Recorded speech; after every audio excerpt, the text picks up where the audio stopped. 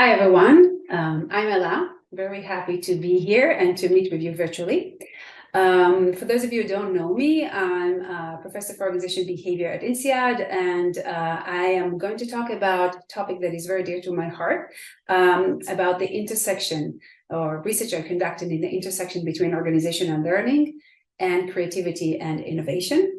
I'm going to do this kind of pre-recorded session, and I'm really looking forward to interacting with you, although virtually, in a couple of weeks. So let me start by sharing my slides. Here we go. Okay, wonderful. So organizational learning, creativity, and innovation. And for those of you who wonder why I ended up studying this topic, I actually started as a creativity innovation scholar, and after I graduated, I went for 3 wonderful years at Carnegie Mellon University at Tepper. I had, the privilege to work with Linda Agode and Ray Wiegand and other people there in this wonderful group. And then I became exposed to the theory and research on organization and learning. And I remember that when Linda and I met, and we had a conversation about what we're going to do together, one of the things that we realized is that these two bodies of knowledge about creativity, innovation, and organizational learning were developed by different communities. We work sometimes in silos, and there's very little, research that integrated this body of knowledge, although when you look at the questions that were addressed in these fields, there were many similarities. So we decided to join forces and to try to bridge or to address some interesting questions that sit in the intersections between these two kind of boring ideas and methods from research and organizational learning to the innovation literature and vice versa. And I'll be happy to share a couple of the projects that we conducted, but also with other colleagues throughout the years. And I'll be more than happy to address questions when we interact, and also before if you want to write to me. So just to start and to say a few words about these two fields, I don't need to tell you what the definition of organizational learning. I will say that one of the things or the way we think about it, or at least thought about it, was, again, based on a lot of research that has been done in the field, mainly by Linda, but of course many other colleagues, which has to do with the change in organizational knowledge that occurs as a function of experience. So we are talking about experience, gaining experience with the task that produces knowledge. And as you will see, we also thought about it in a rather dynamic way. When we think about creativity and innovation, it's important to define these two. So usually creativity is assumed to be the early stage in the innovation process. Most creativity scholars will agree that creativity is about the generation of novel and useful ideas. So these two elements have to exist in creative ideas. And that innovation is about the successful implementation of creative ideas in their organization, usually into products, processes, or services. And when you think about, how we measure these two, so there are also differences. Creativity would be mainly ideas, mainly patents, right? The more developed ideas. Innovation, we are talking about products and other processes or other things that are more mature and has been actualized already. Now, if we take these two, and one of the things that I've done throughout the years was to really find interesting questions that sit in the intersection between these two. I'm going to share a few of the projects today with you. Hopefully that will stimulate some, interesting discussions when we interact. So the first one has to do with, borrowing the notion of kind of learning curve, or how people can improve by gaining experience performing the same task. One of the questions that I wanted to understand is whether people can become more creative the more experience that they gain in performing creativity tasks, right? What do they learn from one thing to another? And the equivalent is, think about ourselves. We are in a profession, have to produce new knowledge. We have to write papers. Innovation, creativity, of course, is a key element in how we assess the success or the outcomes of our work. And obviously, whenever you have to come up with a new idea, it has to be different from the things that you've done before. So you can never repeat the same thing. But there is some learning that happens, right? Because the more experience you gain, you know, with doing research, writing papers, publishing them, etc., the better you can become at executing future ideas, despite the fact that, you know, the specific research is different, right? Or there's some novelty. So I'll be talking about this again in a very different context. Another thing that I've done, that there's a lot of there's kind of a growing body of knowledge in that field, is to ask more broadly, you know, what do we learn when we gain experience, and whether you know, different types of experience matter more or less to creativity. Another field of research that I contributed to is the field, what we call the paradox, the micro foundation of organization paradox. So what I've done with this work was starting with my dissertation that addressed the question of how employees and teams manage to be innovative on the one hand, but also promote quality and efficiency, demands that may seem contradictory. I started exploring, you know, different approaches for managing competing demands. You can apply these methods from the organization learning. You can think about how people can explore and exploit together, and you can think about how teams do that. And one of the things that I focused on, again, based on my early findings and then theory and method that I developed, was to look at whether the way people make sense of tensions and competing demands matter to their creativity. Or in other words, why some people thrive with these tensions and they can do it really well, but also it pushes them to be more creative while other struggles. The last question that I shared with you has to do with something that I, you know, am fascinated about these very days, due to the fact that, you know, there are recent advancement in machine learning that obviously going to change the way we work and generate ideas. Think about ChatGPT and other technologies that were just developed. So this is current work for me, but I'm fascinated, you know, and I'm really eager to learn and to see the impact of these technologies on our work. So I have some questions that I'm addressing there, and I'll be happy to, I think this would be more kind of an open conversations for us.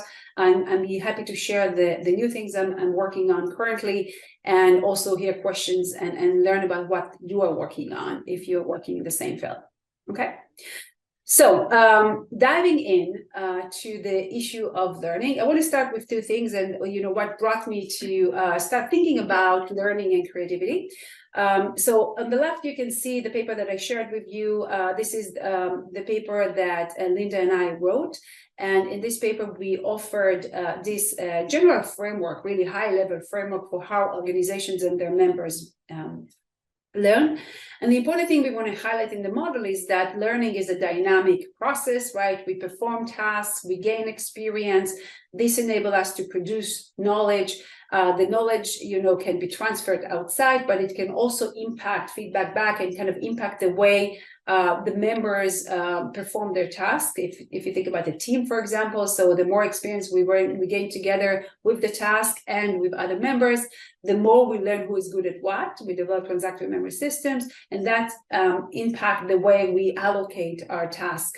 And that, of course, impact the performance and so forth. So just to think about this as a dynamic process of, you know, learning from experience. And when you look at what happens through the time, the learning curve on the right, this is coming from the early work by Linda and Apple, where they documented, you know, the learning curves in a variety of different contexts. This is coming from manufacturing plant of trucks. So you can see that the more units they produced, overall, on average, they became better in terms of, you know, the speed and the quality, fewer errors, etc. The question is, can we generalize, you know, these learning curves or the idea of learning to the, you know, field of creativity and innovation? And if yes, what is relevant, right? Because if you think about it, again, creativity by definition cannot repeat the same actions. So every time we generate ideas, we need to diverge from what we've done before. So the question is whether the experience we gained before, you know, by developing other ideas or just working on a relevant task is helpful in, you know, producing something new, or maybe it can actually hold us back from creating something, and we may go back and just, you know, repeat the same thing that we did. So So going back and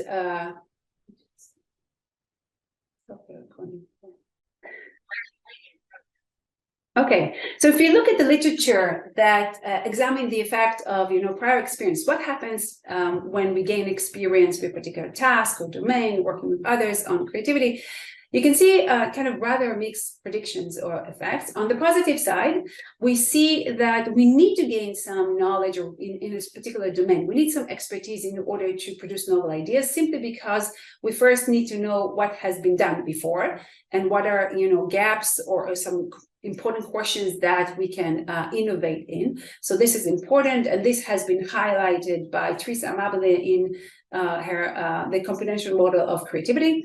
There's also research coming from entrepreneurship. Scott Chen showed that prior knowledge enables entrepreneurs to discover new opportunities. So the fact that they have relative knowledge is helpful in identifying new entrepreneurial opportunities. We also know that prior experience enables teams to be more creative, both individuals and teams, especially if the experience is diverse in terms of different domains of knowledge. So this has been shown, but at the same time, research in creativity, but also in other things, showed that the more experience we gained, the more we gain expertise in a particular field, the more entrenched we become. So in other words, it's more difficult for us to think outside of the box or approach a problem from a very different perspective. And as a result, it's more difficult for us to innovate. So experience also creates some rigidity. And one of the examples is research by Pino Odio and Jay Gonzalo, where they found that in the patenting, like in the IT industry, when they studied patents, they found that the more people gained success in patenting, the more narrow they became in the type of ideas that they generated. They became less and less radical over time. So again, we see that coming from different research, and there are different ways to address that. One of the things that is important to to highlight is the different types of of experience that people can gain. And the first distinction is between knowledge depth and knowledge breadth, which I assume many of you are familiar with. And here the common assumption is that in order to be creative, you again need kind of the depth, you need the expertise in the particular field. But that can also create some rigidity unless you also have experience in a wider set of domains that enable you to borrow some ideas from one domain to another, or some flexibility in the way you approach a problem. And again, if you look at the literature that looks at the dimensions of experience, by the way, I recommend reading the recent review by Argoda, Lee, and Park that kind of outline the different experience dimensions. And one of them has to do with depth and breadth. And if you look at some of the findings, you see that they're rather mixed, right? So those of you who are looking for opportunities for contribution and so reconciling the mixed findings could be interesting. And there are a couple of interesting findings that I want to highlight. Obviously, it's not all. So again, the research from Tyler and Grave showed that teams in the comic book industry, if members have gained experience in different diverse domains in the comic industry, the comic culture, they're more likely to come up with what they called innovative ideas, which had high that they measured in terms of high variance in outcomes, either highly successful or less successful, and that's because they were more likely to engage in exploration. They also found that when it comes to integrating ideas from different domains, actually individuals have an advantage because they don't suffer from the what we call process losses that we have in teams. The fact that there's kind of a representational gaps, or there's the need to agree on things. So individuals that acquired diverse knowledge in different domains actually have an advantage. Another interesting study, from Freddie Goddard and his team, looked at the fashion industry, and here they looked at cultural experience. They look at fashion houses and whether the founders actually spent some time living abroad, and they found again that knowledge breadth and depth that were relevant, but also they found non-monotonic patterns, some sort of either inverse cube or something that positive and then kind of declines. So just to show that too much kind of depth or too much kind of breadth are less productive. You need to find the middle way. And another way to approach it, this is coming from work by Pierre Manucci and Young, where they looked at knowledge depth and breadth over people's career age. And they found that both knowledge, breadth, and depth are important, just at different stages. This may have, some relative kind of important implications also to you, because what they found is that at the early stage, it's actually better to gain a deep experience in a particular field and to establish yourself as an authority. But then from some point on, it's also good to diversify and start to gain more diverse and broad knowledge in other domains. So it's not the question of whether depth or breadth are more important, but the question of when during your career. So that's, I think, a set of studies, very interesting studies that address this question. Another dimension that has been studied quite a bit is the type of experience in terms of whether it was a successful or a kind of failed experience. And here, again, you see some mixed findings. Some studies suggested that success increases the chance that you will produce creative ideas. So it makes you actually more productive, because you learn when you succeed, you're more motivated to create, but you also learn some, important knowledge about the execution of creative ideas. But when it comes to the type of ideas that you generate, they again become less radical over time. People tend to rely on working methods, and as a result, they are less likely to come up with radical ideas the more successful they are, some kind of a path dependency. Research from crowdsourcing community on this crowdsourcing communities, this is a different type of, of kind of measure or think about ideas. Also find that past success had a negative effect on the divergence of the following ideas. Studies that look at failures found an interesting pattern, mainly that failure rather than the success actually motivate people to come up with more ideas, and especially more radical ideas. And that newcomers in terms of crowdsourcing system, right? Newcomers that had the first idea rejected are also more likely to submit another ideas. And that is also dependent on the type of feedback that they received on their ideas. So this is kind of, just examples of studies that exist there, but you can see that there's no clear pattern. We do see that both failure and success could help, but in different ways. What I wanted to do in terms of presenting my work, I want to focus on two main projects or two aspects here, and I want to start with a project that we published recently in a Journal of Applied Psychology, where we studied a concept called creativity trajectory. This is something that we developed. And the question that we wanted to answer is why are some individuals and teams are better at kind of improving and sustaining their creativity over time relative to others? And that came from an observation that we had, but also from prior work. And I want to talk about this more deeply. So addressing this question, we wanted to see if prior work mainly looked at how prior experience, accumulated experience, the number of successes, the number of failures actually predict the tendency to suggest another idea, or the type of idea that we suggest in terms of how divergent they are. We wanted to explain the change in the pattern of production and productivity and the quality of ideas generated over time. So you can imagine, you can look, for example, at people's career. There are some careers where people are more productive than in others. You can also look at particular years in a shortened time period and just see that, there are some periods where are more productive than others, and there are some patterns that you can tap. The important thing that we found is that there are individual differences in these trajectories. So we wanted first to document the trajectories, but more importantly, to try and explain, right, why some people improve their creativity faster. Okay, the improvement is faster, but also if you look at it over time, they suffer from lower decay in creativity, something that we see or we saw in other studies. So again, and another thing that is unique in this work is that we looked at a unique context that is different from the context that prior research looked at, which is mainly focusing on careers and kind of eminent artists. So this is usually where people study creativity. If we look at their work, one of the interesting patterns is that we do see a kind of non-monotonic pattern. and trajectories. On the left, you can see the work from Simonton, where he tried to model the trajectory of scientists and also other people from different industries and professions over their career. And one of the things that you see is that there's usually a peak at some stage. It varies from one field to the other, but from some point and on, you see that the creativity declines. On the right, you see kind of, a similar but more nuanced pattern coming from research by Maimonides, and this is actually coming from the career of film producers in Hollywood. You can see, so you can recognize some familiar names such as Spielberg and Woody Allen.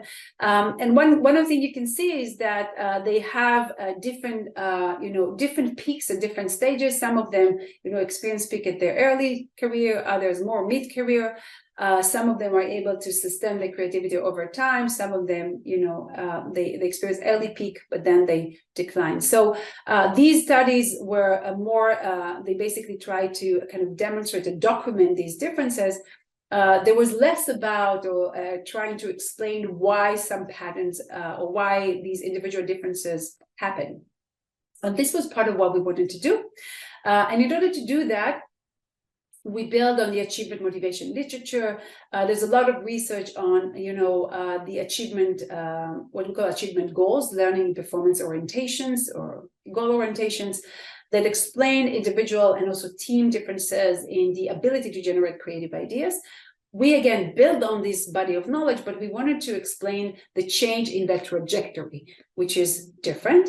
Why this is important? First, because as I said, individuals differ in the motivation to learn from creative activities and to develop creative skills. So we actually wanted to see, assuming that you performed a creative task or you came up with an idea in the organization and you receive feedback, how motivated will you be to learn from this feedback and to apply the knowledge in the next idea you generate, right? So this was our thinking. And from a practical perspective, it's really important because, think about these organizations and how they, on the one hand, encourage employees to come up with ideas, but also they need to screen and assess this idea. That requires a lot of effort. So if there's a way for us to improve the way people learn from their creative experience, that could also improve the outcome of the ideas generate, and that would make the entire process more efficient. So this was the motivation for the work. And again, achievement goal orientation theory basically frames or kind of reflects the extent to which or how people cope with challenging situations, such as when they need to perform or need to demonstrate their ability or to perform something that is creative. And the literature distinguished the main kind of distinction between the different goals is between a learning orientation goal and performance goal orientation. We call them either learning orientation or goal orientations. And this is actually built on the early work by Kara Dweck. She used the term fixed and growth mindsets. And the principles are similar. There's a lot of research in this field. And basically what we did, we kind of building on existing work, we tried to predict how these goals will impact the trajectory. So for those of you who were not familiar with this theory, I will briefly say that the theory suggests that people differ in how they approach challenging situations. People who are learning oriented, they tend to see their skills and capabilities as malleable, as something that they can develop with effort. And as a result, they are more motivated to develop skills. They usually develop a variety of different skills. People with performance orientation tend to view their skills and capabilities as more fixed.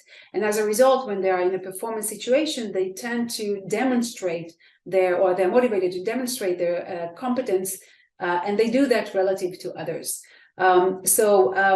When we apply this theory to the context of how people come about when it comes to developing their creativity skills, it becomes interesting, right? Because what we saw also from interviewing employees in the company is that there are some people who have a learning orientation, and for them, they see creativity as something that you can develop at any age, whereas people who have a more kind of performance-oriented approach, their reasoning about creativity is that it's something that you either have it or not, and if you are less creative, they'll be less motivated in generating or even investing effort in developing their skills. And if they think that they are creative, they will be preoccupied or try mainly to impress others with these skills. But they will be less likely to persevere in situations where they are less successful, or they face some obstacles. So based on this theory, kind of applying that from trying to predict whether people will be creative more or less, as prior research have done, we were trying to predict their trajectory, and assuming that the trajectory again will be non-monotonic. There'll be a peak at the beginning somewhere and then a decline from a certain point. We predicted that those with a learning orientation will learn faster and will produce better ideas. So they will learn from every experience generating ideas. They will extract some knowledge and they will apply it in the next time they generate an idea. This is because, and in general, they'll be more creative. And we know from prior research that these people tend to enjoy kind of broader and more kind of deeper knowledge overall. They usually invest and they're more proactive in developing new skills, and they're less afraid of failure because they they see their skill as something that can develop with effort. They see failing as part of the learning, so they try out and they experiment more, and as a result, they will fail faster. Suggest ideas, fail, learn, and will improve. So we predicted that the improvement in their creativity will be steeper, faster early on, and assuming that from some point on, it's becoming more difficult to sustain our creativity.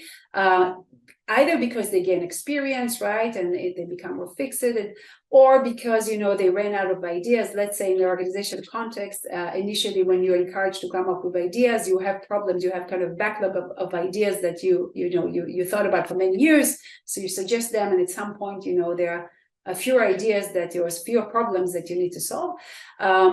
We predicted that people with a learning or goal orientation, when they face this difficulty to sustain their creativity, they will attribute that to the lack of effort and not to the lack of capability. And because of that, they will invest more effort in coming up with new ideas, learning new domains, etc. And as a result, they will sustain their creativity for a longer period. When it comes to performance orientation, here the motivation slightly is different. So as I said, these people think that you can either be creative or not. So when they're encouraged to come up with ideas, they will try to demonstrate their capabilities by generating more ideas. So they will be more focused on, the quantity of ideas, simply because it's quantifiable, and it's easy to to compare the number of ideas you generated as compared to others. Quality is something that is more subjective. So they will be motivated to generate many ideas and to show that they outperform others.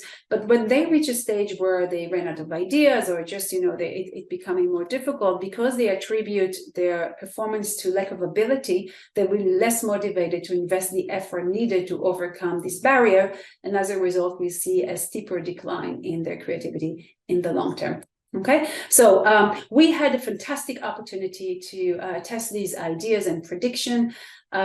We collected data in a manufacturing plant that implemented an innovation program.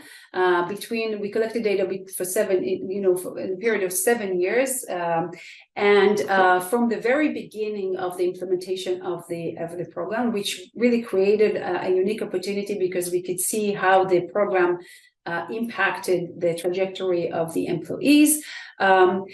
This is a manufacturing plant, so again, interesting context. Unlike other studies that looked at the trajectory, in this context, creativity is not something that is part of their task. This was a classic innovation program where employees were encouraged to come up with suggestions and ideas for solving problems and their everyday problems that they're facing, and they were doing that by kind of suggesting or kind of submitting ideas for an internal platform that the organization had created for that purpose. So we could also track the ideas at different stages and the feedback that they received from the manager. So there's kind of a general learning process, both from the individual level, but also as an organization. And the ideas that were suggested were evaluated by a committee. Internal committee, diverse committee from people with different expertise. They rated all the ideas on the quality of the ideas that they defined and the extent to which they were novel and useful. So again, the creativity of the ideas on a scale from 1 to 10. And overall, our data included more than 1,000 ideas coming from 125 employees. The interesting aspect in this context, besides the fact that this is a manufacturing plant, is if you look at the sample and the average age was 50 years, and the average tenure was 22 years. So we are talking about employees that have been in the company for many, many years. Not the typical environment that you would expect to see a lot of creativity, not particular population, and still we saw a huge impact of this innovation program on the motivation to create and the overall creativity of both individuals but also the company. We assessed the learning and performance orientation of the employees via survey. When it comes to trajectories, we differentiated between trajectory of the quality of the ideas. So actually, we looked at how the ideas were assessed by the committee. Every idea got a score, and we wanted to see whether on a yearly basis, people improved the average of their creativity based on these scores, so whether there was a learning indeed. And we also looked at the quantity of the ideas generated on a yearly basis. So with these factors, I want to share the results. What we found that, as you can see, if we look on the left, we see that learning orientation, and the DV here is idea quality. So learning orientation only influenced the quality of ideas generated. And what we're seeing is that people who are learning oriented, over time, or at least when we look at the beginning, we see again that there's kind of let's say a few words about the trajectory in general. So you just see that there are different trajectories to the quality and quantity of ideas. On the right, it's the productivity of ideas over time. You can also see that they are non-monotonic. And in line with our prediction, people with a learning orientation actually improve the creativity faster. They also reach higher level of creativity. But from a certain point, around 3 years after the program was initiated and implemented in the company, they kind of started to struggle, to generate additional ideas. Again, we interviewed them, and part of the reason is, they had at the beginning, they had some backlog of ideas, so it's kind of they ran out of ideas, or they solved many problems in their environment, so there are fewer problems overall to fix. And as a result, it became a bit more difficult to come up with ideas over time. Still, those with a learning orientation were able to sustain their creativity for a longer period. They experienced a lower decline in their creativity. When it comes to productivity, we see that people with performance orientation initially generated a larger number of ideas, but when it became difficult to generate ideas, we also saw a steeper decline in their motivation to continue and engage in the process. So this is, again, I'm sharing this piece, and I'll be happy to take questions when we meet. Just to highlight a few things that we learned, we did see, and we were happy to document individual differences in the trajectory, in the change in ability to create ideas over time. We also saw that we can predict the trajectory. We can predict not just the level of creativity, but also how it's going to change, and whether people will be able to learn faster and improve the creativity, but also sustain it over time. And the interesting part is that when you look at things over time, you can also reconcile the mixed findings in the literature. And at least when it comes to performance orientation, the findings were mixed. And adopting this approach also helped us to address these mixed findings and to reconcile them. So when you think about what you can learn from this, also in regard to creativity, but also in other contexts, I think one of the things that we learned, and it got me thinking a lot, how the fact that we use cross-sectional data, but also even whenever we looked at, even when we measure things over time, in many cases, the outcome, the performance outcome, you will measure it once. How difficult it is, or how inaccurate it could be to predict based on these studies kind of long-term effect. And if you think about hiring employees, and you want to hire creative employees, you want them to remain creative over time. So kind of trying to think about, performance over time and trajectory and see what explained over time is useful and enable us to make better predictions. It's also important to understand that, to acknowledge the fact that we kind of ignore the context. You see there's no moderation of contextual factors. So it's important to think about, the context overall, and whether there are other factors that could have been relevant in that context. And of course, we looked at individuals, not teams. I want to take us to a very different context. and show again the benefits of transactive memory systems. This is a recent work that I conducted with highly diverse teams, I should say. The first author is Moran Lazar. She was my former student. She's an assistant professor at the Technion currently, in Tel Aviv University, sorry. But we also had Gilad Chen and Miriam Erez, Raji Agarwal, and Brent Goldfarb on the team. And what we wanted to do together was to join forces. We had kind of an OB group of scholars and scholars from entrepreneurship and economics, and to try to address a very interesting question. And this is how entrepreneurial teams form, and whether the strategies for which entrepreneurs look for co-founders in terms of their expertise or their familiarity predicts their success as entrepreneurs, as a team. The reason I'm bringing this project together in this context is because one of the things that characterizes the entrepreneurial context and the demand from teams is the fact that this is a very dynamic environment. Teams form, they need to, build their, first of all, learn how to work together, if you think about how entrepreneurial teams form, but also they need to learn fast and to adapt both their project, the startup or the idea and technology that they develop. They sometimes need to pivot, but also there's a lot of learning going on early on. So it was really interesting to look at this context and see whether first transactive memory systems, is important in that context as well, but also whether we can predict the success of the teams by looking at how they, form early on in the process. Another reason, from the entrepreneurship perspective is that we know that the chances to succeed in that context are very low, especially the first year is very difficult, and the statistics are quite discouraging.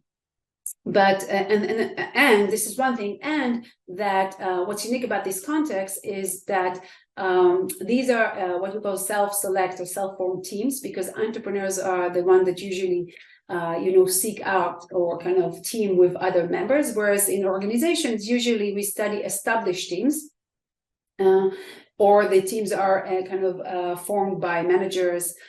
So we get a different feel of how people actually team with others.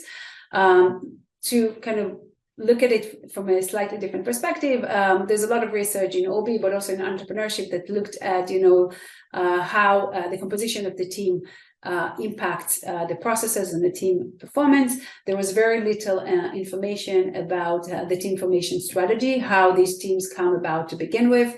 And we defined the formation strategy as the process by which entrepreneurs found a team to establish a new venture.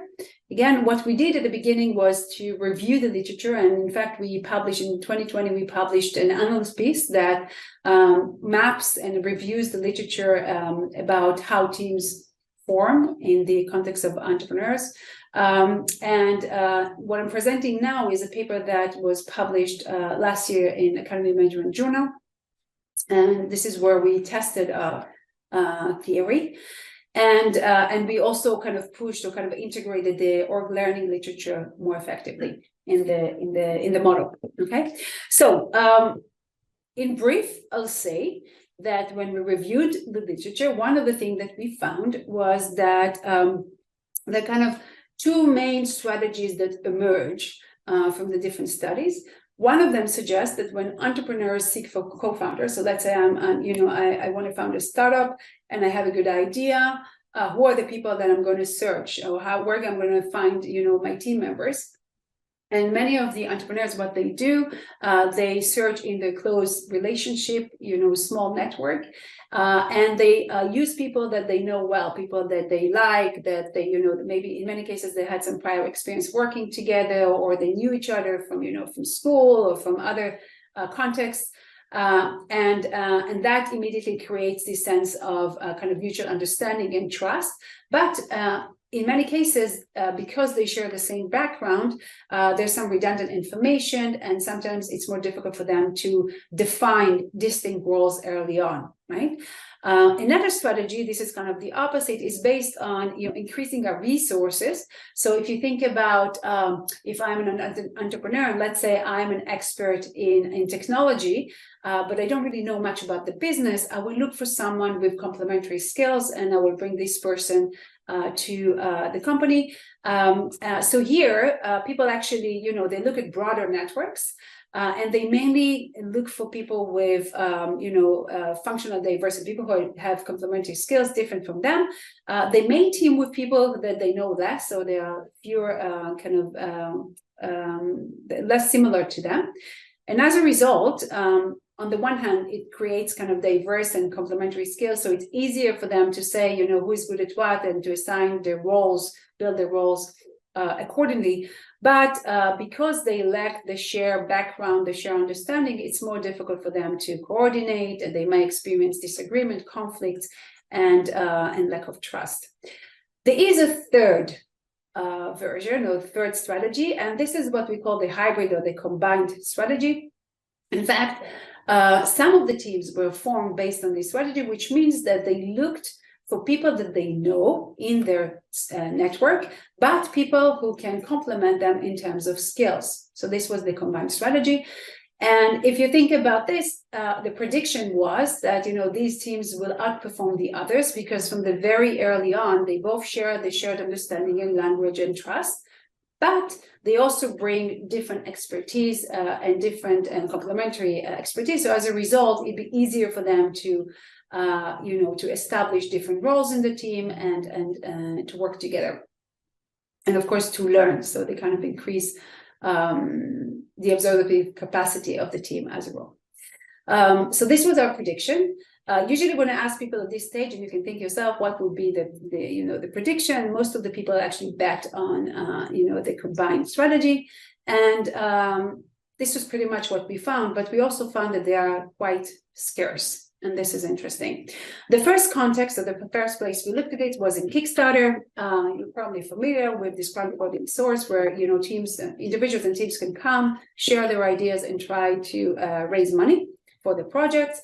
So we focus on technology teams in this context, and we coded the team information based on the information that they provided on the website. And we looked in terms of performance, how much money they were able to raise.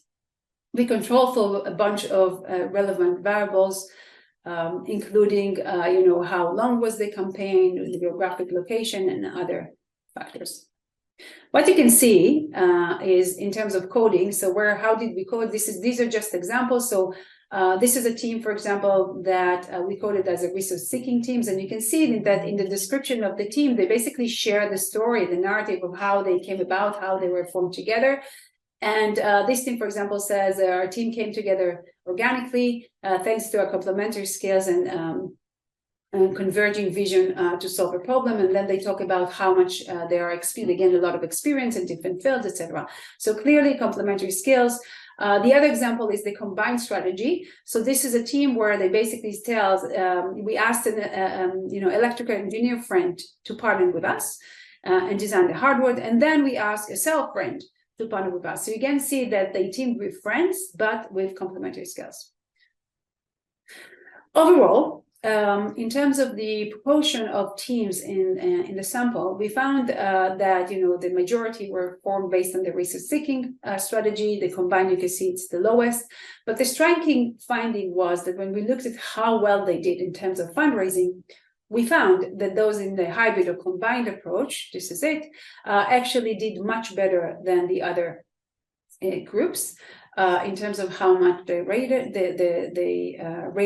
And this is, of course, after controlling for many, many different things and different ways of also analyzing the data. The effect is robust.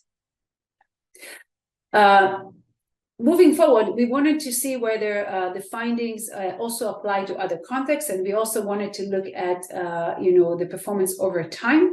So here in the next study, we looked at BizTech. BizTech is a competition and classic entrepreneur competition that works as a funnel. Many teams apply at the beginning, and then, they get mentoring.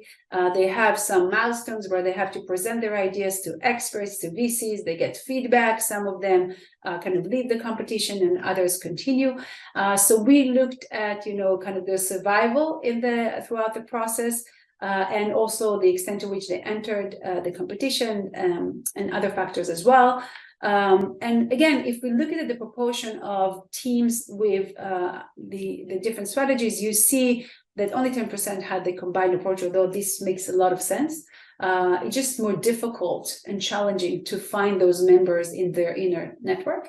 But when you look at the performance, we saw a similar pattern. Here you actually see the survival, right? So overall, the competition took about 9 months. And you can see each one of these here lines or kind of breaks is actually milestone where some of the teams were screened in a kind of a pitch event. And the important thing is that when you look at those with the research seeking and interpersonal attraction, you can see that between 5 and 10% of them survived at the end of the process, which is, by the way, equivalent to what we say in the general population. But those with the combined approach improve the chances to survive and to succeed over time, almost 3 times higher, right? So we're talking about more than 40%, which is quite impressive. So this is it. The last thing we wanted to see is whether transacting member systems mediate the effect. And we measured a transacting member system using a classic measure developed by Kyle Lewis. And we did, you can see that it mediated the effect. It explained why those with the combined approach did much better. We found this effect also remained over time.